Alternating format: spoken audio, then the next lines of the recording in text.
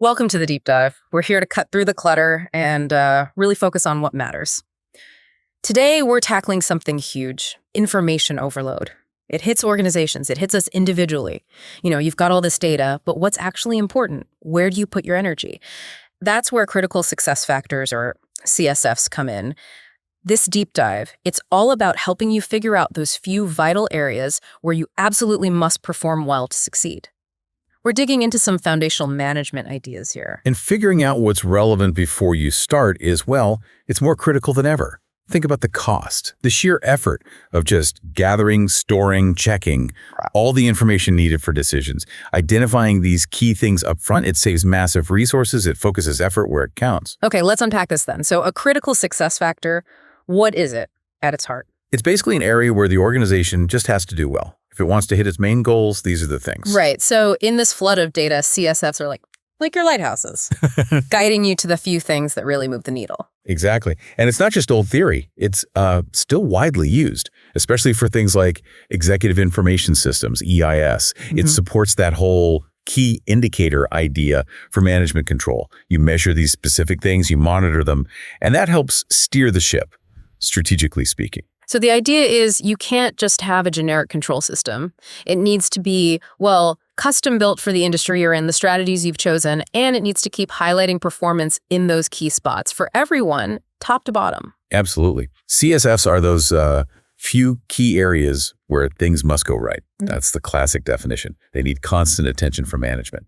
And interestingly, the concept kind of goes way back to warfare, actually.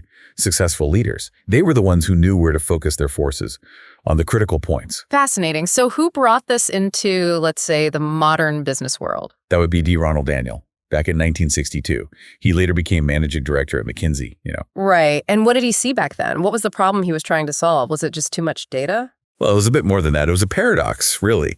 He saw these big companies putting in computer systems, churning out tons of data, claiming it was useful information. But when you looked closer, managers couldn't really use it. Not for direction, planning, managing operations, or even control. So it wasn't useful. A lot of it was basically irrelevant data. Yep. Daniel coined critical success factors to sort of, pinpoint the necessary information. They were drowning in numbers, but starving for real insight. That's a great way to put it. Starving for insight. And I found his early examples really helpful because they were so concrete. He wasn't just talking theory, he tied it to specific industries, right? Exactly. He focused initially on CSFs, relevant for any company in a particular sector. Can you give us some of those? Sure. For cars, he pointed to styling, a good dealer network, and keeping a tight rein on management costs. For food processing, it was about new products, good distribution, and effective advertising, getting the word out. And life insurance, developing agency managers, controlling clerical costs efficiently, and coming up with innovative policies. Really specific stuff for each industry. And the supermarket example is always so clear. What did he identify there? Yeah, supermarkets run on thin margins, right? So for them, it was things like having the right product mix in every store, making sure it's actually on the shelves, advertising to pull people in, and pricing correctly. Get any of those wrong, and you're in trouble. And it's important here to separate goals from CSS. Goals are where you want to end up. CSFs are the areas where you must perform well to get there. They're the how. Got it. So Daniel laid the foundation, but things got more complex, businesses evolved. How did the idea grow? I know MIT played a big role in the 70s. Right. MIT, particularly John F. Rockhart, took Daniel's work quite a bit further. While Daniel started with industry-wide factors, the MIT research identified 5 prime sources of CSFs. They realized it's not just the industry. Your specific situation really matters. Okay, let's break down those 5 sources. First is the industry structure itself, like Daniel said. Some things are just table stakes for playing in that industry, like the supermarket factors we mentioned. Ignore them at your peril. Okay, what's next? Second is your competitive strategy, your position in the industry, and even geography. Every company's different, right? Your history, how you compete, that shapes your CSFs. Like the Dell example, their whole low-cost, direct model forced everyone else in the computer industry to react. Suddenly, figuring out the response became a CSF for competitors. Exactly. And even within one industry, maybe your location means distribution costs are a huge factor for you, but not so much for a competitor. Or if you're competing on differentiation versus, say, a niche focus, your critical factors will look different. Okay, source 3, environmental factors. These are the external things. So think about the early 70s. Energy supply. Probably not on most U.S. CEOs' CSF list. Right, it was just there. Until OPEC and the oil embargo, suddenly energy availability, price stability, bam. Critical factor. Vital for planning, for the bottom line, especially in manufacturing and distribution. It shows how external shocks can completely change what's critical almost overnight. Makes sense. So we've got industry, strategy, environment. What about things inside the company? Sometimes there's a temporary fire to put out. That's the fourth source. Temporary factors. These are internal issues that pop up. Maybe something's fallen below an acceptable level, even if it's usually okay. Like an insurance company getting fined for mis-selling. Perfect example. Suddenly, ensuring that doesn't happen again becomes a massive short-term CSF. Urgent focus required. And the fifth source brings it down to the individual manager. Yeah, functional managerial position. Basically, almost every management role has a kind of generic set of CSFs tied to it. Think about a manufacturing manager. They're almost always going to be focused on product quality, inventory, cost control. It just comes with the territory. Okay, so those are the 5 main sources, but you mentioned there are other ways to slice and dice these CSFs. Yes, 2 more dimensions that add some nuance. First is internal versus external sources. Internal CSFs are things mostly within the manager's control, like developing their team or managing inventory.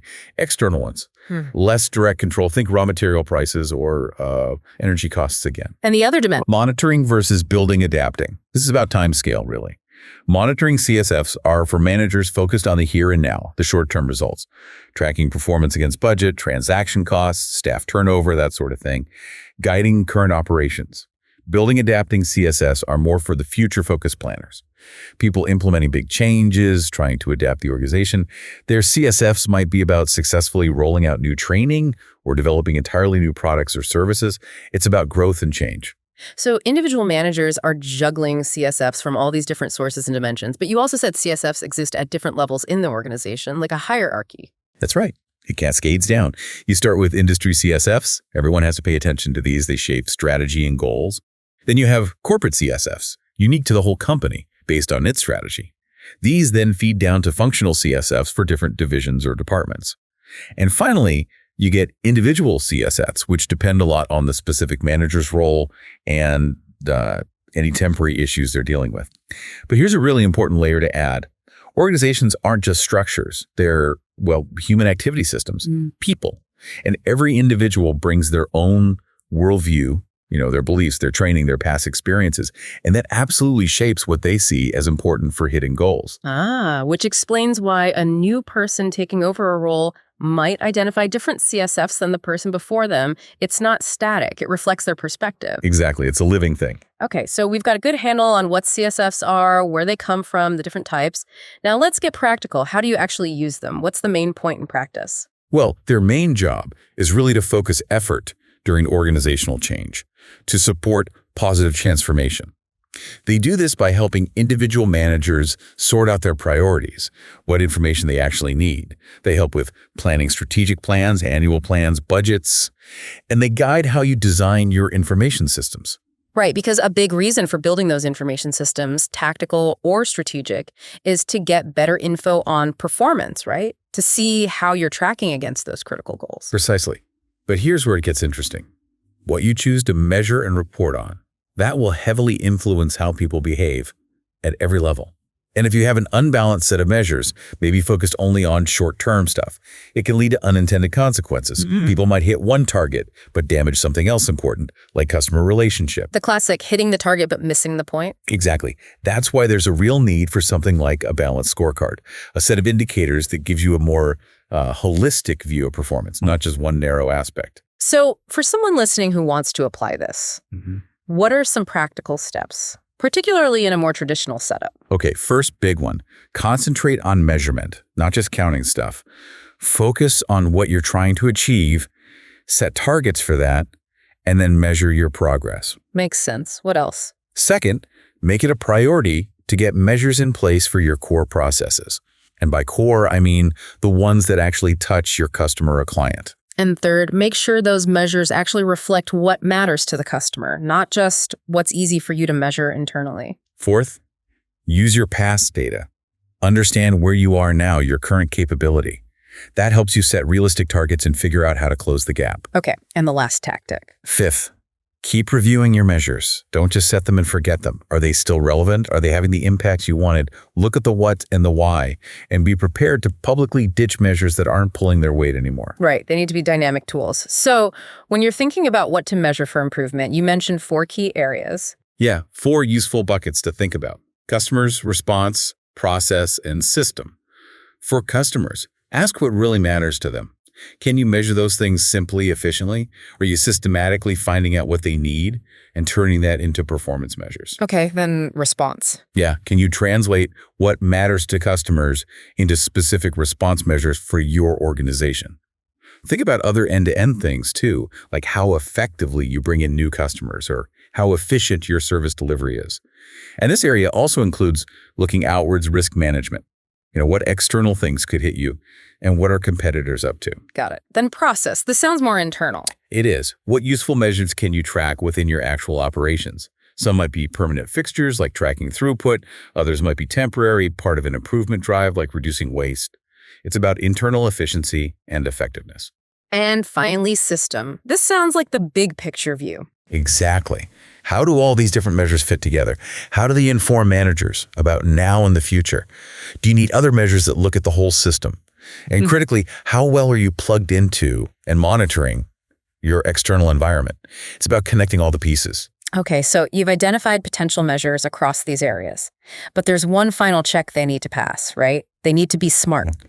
Absolutely crucial. SMART is the filter it stands for. Yeah. Specific. The objective needs to be precise. Linked to a rate, number, percentage, frequency. Yeah. No vagueness. Measurable. There has to be a way to track it, a system, a method. If you can't measure it, you really can't manage it effectively. Agreed. Yeah, everyone involved needs to agree it's relevant and necessary. You need that buy-in. Realistic. The target has to be achievable. Challenging, yes, but possible.